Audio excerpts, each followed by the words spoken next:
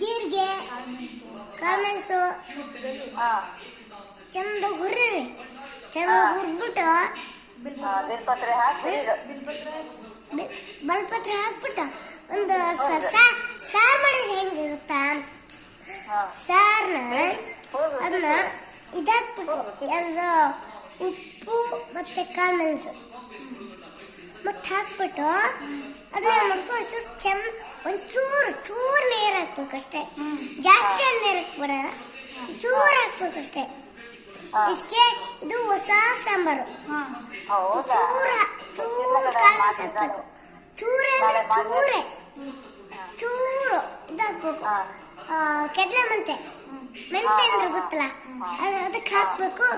ಚಂದ ಬಾಡತ್ತೆ. ಅದು ಬಾಡಿದ್ರೆ ಕುದು ಕುದು ಕುದು ಕುದು ಕುದು ಕುದು ಕುದಿತೆ. ಕುದ್ರೆ ಏನಾಗುತ್ತೆ, ಸಾಂಬಾರು ಆಗುತ್ತೆ. ಬಿಳಿ ಕಸ ಅದು ಬಿಟ್ರೆ ಸಾರಲ್ಲ, ಅದು ಇದು ಪ್ಯಾಡಬಲ್ ಇರುತ್ತಲ್ಲ, ಅದೇ ಸಾರು ಮಾಡ್ತಾರೆ. ಏನು ಕುದಿಬೇಕು, 10 ನಿಮಿಷ ಕೂತ್ಕೊಳ್ಳಿ.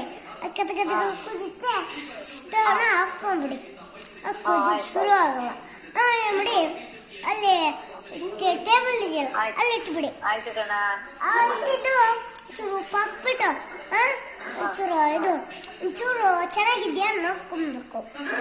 ಒಂಚೂರು ಚೆನ್ನಾಗಿದೆ ಒಂಚೂರು ಲೋಟಕ್ಕೆ ಹಾಕೊಂಡ್ಬಿಟ್ಟು ಅಂತ ಕುಡ್ಬಿಟ್ಟು ಚೆನ್ನಾಗಿದ್ರೆ ಮಾತ್ರ ತಿನ್ನಿ, ಊಟ ಮಾಡ್ಬೇಕು.